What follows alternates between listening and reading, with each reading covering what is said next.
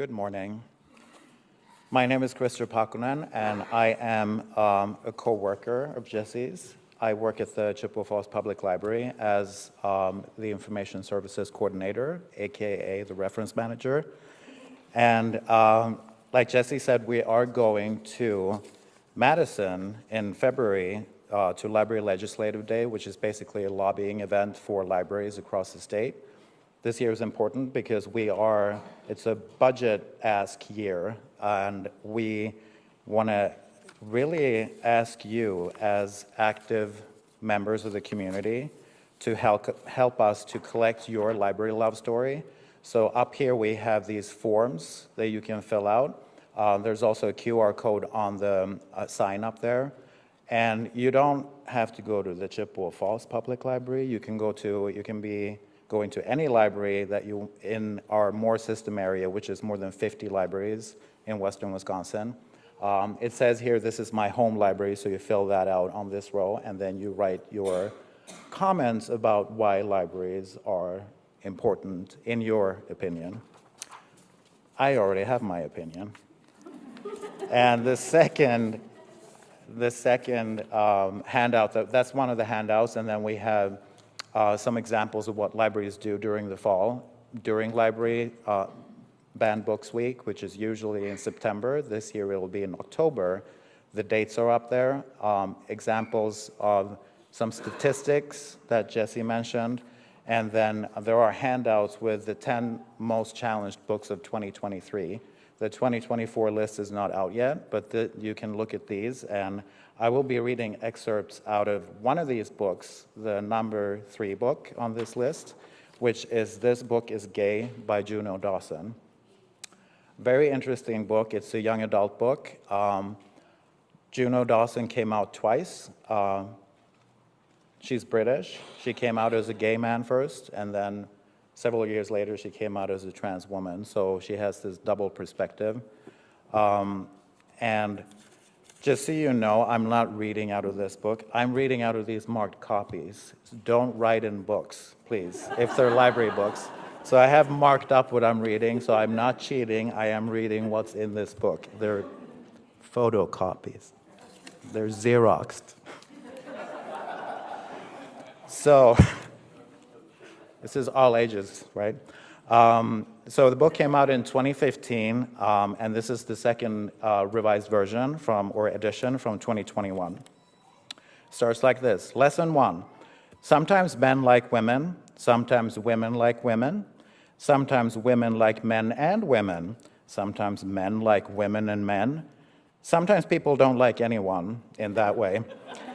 Sometimes a man might not want to be a woman. Sometimes a man might want to be a woman. Sometimes a woman might want to be a man. Sometimes people don't identify as a man or as a woman. Got that? It really is that simple. I could end the lesson here, but I don't think a few pages would make a very good book. So I suppose I should go into a bit more depth. Welcome to the Members Club. There's a long-running joke that on coming out, a young lesbian, gay guy, bisexual, or trans person should receive a membership card and instruction manual. Well, this is that instruction manual. You're welcome, but this is a manual for everyone, no matter your gender or sexual preference. I'm going to read pieces out of the chapter about stereotypes. Aren't gay men amazing? They are such loyal friends, and they're always good for a laugh. They're the best shopping partners, too, and are always up for dancing to Beyoncé. GBFs forever. Yes, dear. And all Irish people are leprechauns, and Paris is full of onion-wearing mime artists. Representation of LGBTQ plus people in the media is getting better, but it's still vastly limited. Unless you are one of the lucky people who grow up around gay people, you might think that all gay men are fabulously campy talk show hosts and all gay women are sports commentators. Hopefully, you recognize that this isn't the case. You can probably count the number of transgender people on TV on one hand. Legendary gay rights campaigner Harvey Milk encouraged all gay people to be more visible so that young people would be surrounded by a spectrum of infinitely varied gay people. That way, people would see that stereotypes are meaningless. Let's take a look at some common stereotypes about gay people. And these are just a few. There's like a dozen examples, so I'm just reading a few. Stereotypes. All gay men dress like gods and dance like Fred Astaire. Fact or fiction? Go to any gay club on a Saturday night and you'll see a sublime mixture of dad dancing, self-conscious shuffling, and over-the-top arms aloft raving. Some gay men dress well, some dress like David Hasselhoff. All gay women have short hair. Yes, gay women have a faulty version of the hair-growing gene. What do you think? Of course, this isn't true. Lots of gay women have long hair and straight women have short hair. Gay men always work as flight attendants or hairdressers. Some do, most don't. Gay women hate men. I imagine they'd hate men who said that to them, yes. Next, I'm going to read about the chapter about how to tackle homophobic and transphobic bullying at school. These steps would work well for any kind of bullying. If you feel victimized, start a journal. Not like Dear Diary, he's so dreamy, more like names, dates, times, and places. List reliable witnesses to the incident or incidents. This is the tough part. Tell someone you trust and show them your journal. I know, if you tell someone, it'll only get worse, right? Wrong. Your silence is what people rely on to control you.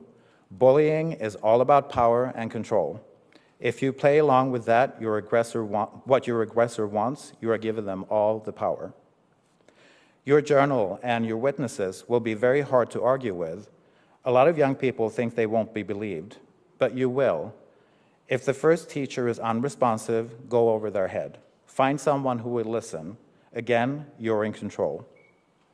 Teachers are also under scrutiny. No teacher or school wants to be perceived as homophobic or transphobic. Their job or reputation would be on the line. They will help you. And lastly, I will read a little bit from the chapter about the coming out process, which also has a lot of good tips. Pick your time. It might be spontaneous, or you might plan a specific time, although the build-up would be torture.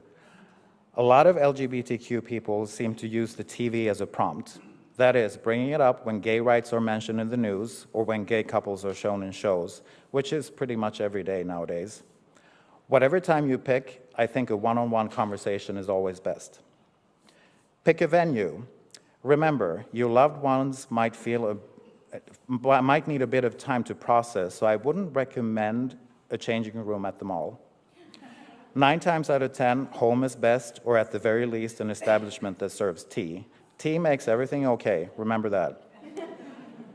And also, do you have somewhere to go if they need some space? Could you pop over to a friend's house?